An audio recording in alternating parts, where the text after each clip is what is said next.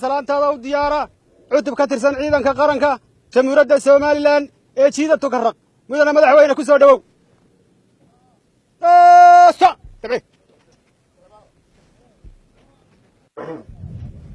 السلام عليكم ورحمة الله وبركاته حمريو يدعو يكن صلاة الكسد الصومال يبدو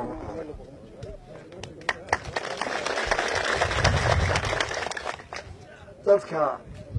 shaqeeya ee qaranka u shaqeeya qaar waliba hawl bahaya laakiin mid waxa laga yaabaa shaqada inuu xoolo lacag ka raadinayo oo gaara adiya shaarcad ka xidho inta badanna qariiro ee tan isagoo ku jiraan gaarin macaan iyo qaado dhikar hawl la'aan darteed mid waxa laga yaabaa inuu hal yahay inuu soo jeedo tuulo yahay oo inuu arday wax baro oo shay tabcanin oo macallimiinta waa taqaaniin qaar waa dhakhaatiirta oo isagoo habeenkii aroosa oo habeenkii hooyay guri galaa saacadii arooska la dhaqaaqo telefoon baa soo dhaca waxa waliba qalin baa kusoo waayo islaam baa isku gudbada soo orod markaasuu ka soo carara qof waliba qaranka hawsha u hayo dhib intiisa dhib waa u filantay laakiin shaqada laysku wada raacsan yahay oo laga yaaba inaan dheer badan lahayn laakiin karaamo iyo ixtiraam iyo duco loo hayo bini aadmina wuxuu hela karaama ugu weyn halka ugu karaamo weyn ee ummaddu isku raacsan tahay haddaba ummadahoo dhan ta maraykan ta shayna ta somaliland iyo tu waliba waxa weeye ciidamada qaranka waayo ciidamada qaranka waa astaanta qaranka maalintii dhiboodaas ka baxday halkaa waxaad ku qaaday calanka somaliland astaanta qaranka qof kaloo qaadan kara ma jiro qof oran kara qof meel maraya oo gaarigiisa wata ama lugeynaya ama socdo istaag oo maqlaya ma jiro qof ciidanka ahay marka waxa weeye ciidanku awoodii qarankuu sidaa garaado kasta ha ahaadee awooddaana waa wada leeyahay ilaa jaanka u sarreeya ilaa dabla waxay isdheeryihiin waa iyaga dhexdooda markaas xukumayaan ayaa kolkaas kor dalacday adu wax xukumaysaa ciidanka laakiin ummadda oo dhan askar lama gulaysaada ama tiradeega xukuma halkaa joogto waxaad ku tahay calankii awoodii waad soo joogto bini aadmiguna wuxuu u nool yahay waa karaamada muxuu yiri naf sharcigii reemiga ah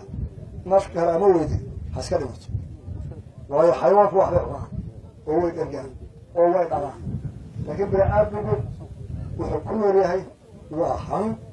iyo qaab iyo sharaf iyo aragti rag badan oo halkan jooga oo idinka odayaal idinka laakiin aniga iyagoo caruura i yimid oo baashafar xamid hortaagan ka mid yahay iyagoo yaroontiina ka yar ilaa maanta ilaa maalintaa waxay taageen froont iyo qaar badan oo kale rag badankiisa mid waliba qaar baa laga yaaba kun sanayn marayaan hawshaa agaashaan ha ku caloliyoobina haddaad mararka qaarkood aragtaan guryihiina iyo dantiinoo dalacan ha ka caloliyoobina kuwa samaha aa gelaysaan iyo nafta aa huraysaan iyo dalka waxa u qabanaysaan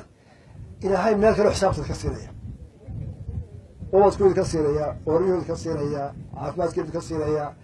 ifii aakhiradeedu ka siinaya markaad soo soo gootaan markaa dhibtaa qabtaan iyo dheefyaraanta iyo hawlaha jira marnaba iyo shaydaanku iduusuusi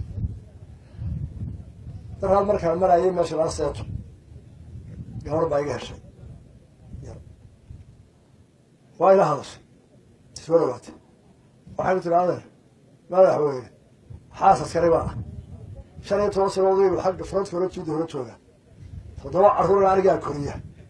واحد يشع عروس عسكرت الإسكولية بلاش قريب أنت أسمع كذا أنا عروس عليه يسويها مقلاده بكورة هو إلى عروسي يبدو مكيني وصار صارت waxay codsatay isagu ha maqlaan shay toos uga maqay sadooda carruuraha bada hargeysa taaqada ku haya halka uu jooga waxa yeeshaa madaxweyne wax kala kooban ma isoo hayn dalka loo daafo ana carruurta waa la rafanaya laakiin carruurta iskuulada waa qaaliya carruurta ciidamada xagga hore uga dhigdar waa raayay guntan oo laga joogo golayaasha xuquuqda sirta hadii la hayraado wala aqligeeda halkan maanta warkaan iyo farinta noo salaamahay horta waxaanu nahay ciidan nabadoona oo aan cidda ku duulay ee dalkiisu ilaashanaya oo wuxuu ku soo xadgudba iyo wuxuu fadqaada ka wada qabanaya waxaanu nahay ciidan aan cidda weerar ku ahayn waxaanu nahay ciidan nabad soo waday intii uu jiray ilaa maanta la asaasay oo dadkana kala ilaalinaya dalkana ilaalinaya walaalada iska soo jeedo reer Puntland weerar kuma nihin man nabcin waan nabad galeynaa iyagana inta leeg baan ka rabnaa waxaanu doonaynaa waxaynu ku ayno ina dhex taalo dooda aan waa deegaan reer iyo waa xadka ingiriiska inta naasta waa intaas inaynu geed hoostii ku xalina ayna arka iska galeen iyagana ilaahay inuu galasiyaa baan ka rajeynaya waayo soo baahan sabab kale oo dhamaanta wax hadal lagu dhamayn karo oo geed hoostii lagu dhamayn karo waxay la tahay waa khalday ninka weer ku galaya shan joor baa waxay u yimaadeen ninka gobolka ka socda raaxaysa iyo iigad iyo Afrika Unique shan goor bay diyaaradaha ku maraan xagga Garowe aniga ku maray shantii goor baa nabad waa la saxay afar qodob baan mar walba anoo idinka ka wakiilo ku heshiiyay waa oo gol anagu weerar mawlad duulimaad kuma nihin dal kale iyo dad kala toona cid walba nabad baan u wadaa gudaha baan ku wadaa waxaanu heshiis ku nahay iyada oo dalkiis Somaliland caalamka aqoonsanaa ee loola jeedo Somaliland protectorate lixdankii ay waliba qayb ka tahay halka ay walaaladeen laga horimaadeen aan joogsano inaan ka wada hadalno waxaan ogolaanay xabad joojin waxaan ogolaanay in maxaabiista la isu bedelo waxaan ogolaanay dadka deegaanka in loo soo daayo waxa la dhinac walba wixii gargaar iyo taakuleyn ay siiyeen dadka barakacayaasha ee abaar waxyeelay 6 bilood nimanka ka taliya Garowe saaxiibadeen ayaa arintaasi xaggooda ka dhamaanaa maantada hadda ku dhawaaqana diyaar been u nahay waayo inagu cidna weerar iyo calal xumo iyo daandaasi ku wada waxaan idinku ducaynaynaa oo idinku hambalyeynaa oo kalsoonahay inaa idinku nabad doonaya dalkii daafacaysaan oo inta goor la idin soo waran marna inuu xitaa weerar rogaal celina difaacu mooyaane maynaan samayn marna iyagoo diyaar garooyo maynaa difaaca intaan weerarka soo qaadan weerarka ku sababa akhirta attack oo suuq mar walba waxaan warnamayaa weerarka noo gelisa sabab waxa dadku soo wada jirtay wixii ka daryeelay difaaca lagu waada ilaahay inuu ugu gargaaray inuu istafaa waayo nin qori ku soo cararaya himaa barka laakiin inagu waxay doodo ku dhamaysanayna dagaal la uma socono dalkayga dhexdiisa aan uga haysataa waa nagu horjoogsateen waa idin fadhina wali xabada ku darsaadaha laga daayaan walaal farisa midna waa taaqula dadka deegaanka walaaltinimo iyo wada tashi iyo Somaliland oo saan wadna arinta ma socono farinta iyo xasaawata aad iyo aad baan ku mahadnaqayaa dadkiinu inay jecel yihiin inuu qof walba naftiisa horeeyo xishoodkii afka iyo niyada mooyaane ee waa ogtihiin tii koob caanaha sidii la wariyay lahaa mid walbasa kii boqolaal ilaa la bixiyay dac ilaa ka dac tuula Somaliland oo ciidanka qalbiga ku hay oo wuxuu la qasay dadkuna waa wada inta